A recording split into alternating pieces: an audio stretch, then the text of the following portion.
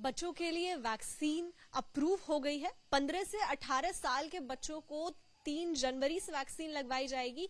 वहीं साथ ही साथ कोवैक्सीन को अप्रूवल मिला है 12 से 18 साल के बच्चों के लिए, और साथ में प्रिकॉशनरी डोज भी लोगों को दी जाएगी जो कि 60 साल से ऊपर हैं और कोमॉर्बिडिटीज कैटेगरी में आते हैं।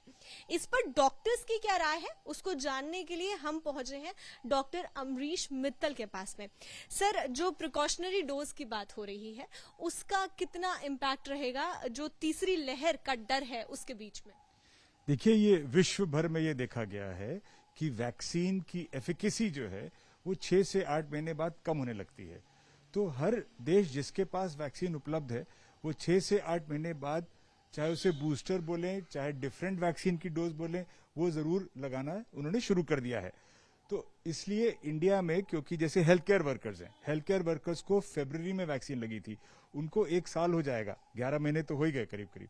तो अगर वैक्सीन का इतना वक्त हो गया है लगे हुए, तो इस समय ये सही है कि हम प्रिकॉशनरी डोज माने किसी दूसरे प्लेटफॉर्म की या उसी की जो भी डिसाइड करेंगे अथॉरिटीज, लेकिन वैक्सीनेशन होना जरूरी है।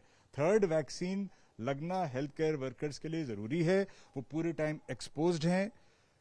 भले ही इस वेव में अगर आता है वेव, इस वेव में जो ओमिक्रॉन वेरिएंट से शायद थोड़ी हल्की डिजीज या माइल्ड डिजीज हो रही है, फिर भी वो आपको नॉकआउट तो कर देगी। 10 दिन के लिए, 15 दिन के लिए काम नहीं कर पाएंगे, आप मरीजों की सेवा नहीं कर पाएंगे, आपके साथ वाले, आपके फैमिली वाले सब होम बाउंड हो जाएंगे, तो फिर अस्पताल कैसे चलेंगे? इसलिए हेल्थ केयर वर्कर्स के लिए तो ये बिल्कुल अच्छा निर्णय है, मैं इसका बहुत स्वागत करता हूं और ये अवश्य ही जल्दी से जल्दी शुरू होना चाहिए। जहां तक और 60 से ऊपर एज वाले पेशेंट्स का सवाल है, तो मैं एंडोक्रिनोलॉजिस्ट हूं, मेरे पेशेंट्स को डायबिटीज और कोमॉर्बिडिटीज रहती ही हैं, और साथ में मेरे पेशेंट 60 से ऊपर अक्सर होते हैं। इन सबको इन्फेक्शन का रिस्क ज्यादा होता है, इन सबको इन्फेक्शन से नुकसान होने का रिस्क ज्यादा रहता है। आपने देखा फर्स्ट और सेकंड वेव में जो डेथ्स हुई, जो सीरियस कॉम्प्लिकेशन हुए, वो डायबिटीज के पेशेंट से बहुत अधिक हुए। तो इसलिए ये ग्रुप को भी बूस्टर डोज लगना या प्रिकॉशनरी डोज लगना बहुत अच्छा निर्णय है और होना ही चाहिए।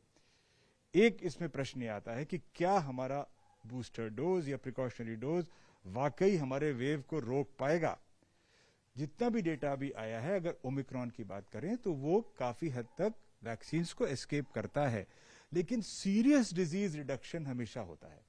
तो अगर हम कम से कम सीरियस डिजीज के रिडक्शन को रोक पाएंगे और कुछ हद तक स्प्रेड को रोक पाएंगे, तो डेफिनेटली हमारा लाभ होगा, और दुनिया भर में यही किया जा रहा है और हमको भी ये करना चाहिए।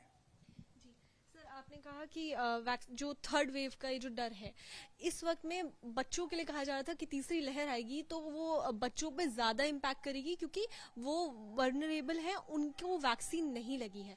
तो ऐसे में ये जो स्टेप आया है, इस पर आपकी क्या राय है? हाँ, देखिए, दो बातें इसमें हैं।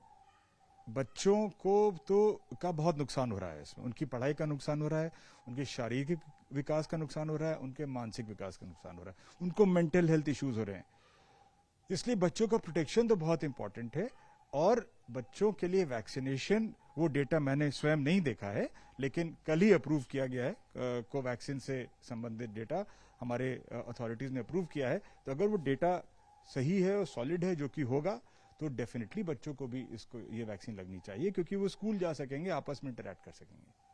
जी सर, तो ये थे हमारे साथ में डॉक्टर अमरीश मित्तल, जिन्होंने कई एस्पेक्ट्स पे हमसे बात की कि किस तरीके से जरूरी है कि वैक्सीन लगे, और हम सभी को अभी कोविड अप्रोप्रिएट बिहेवियर भी साथ में लेकर चलना है। कैमरा पर्सन मनीष झा के साथ श्रुतिका, दिल्ली।